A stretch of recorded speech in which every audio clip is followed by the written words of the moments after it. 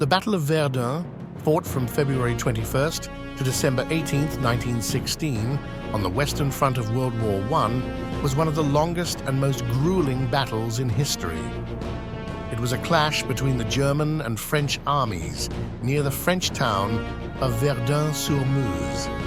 The German High Command, led by General Erich von Falkenhayn, aimed to bleed France white by launching a massive assault on Verdun, a symbolically important fortress city. The French, under General Philippe Pétain, resolved to hold Verdun at all costs.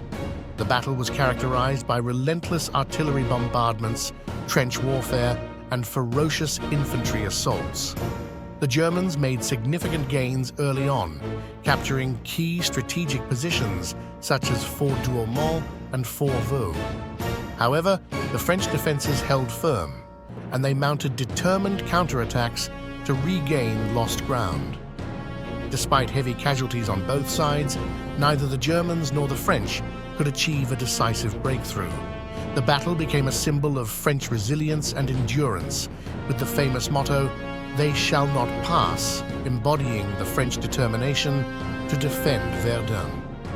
By the end of the battle, the French had successfully repulsed the German offensive, but at a staggering cost of hundreds of thousands of lives.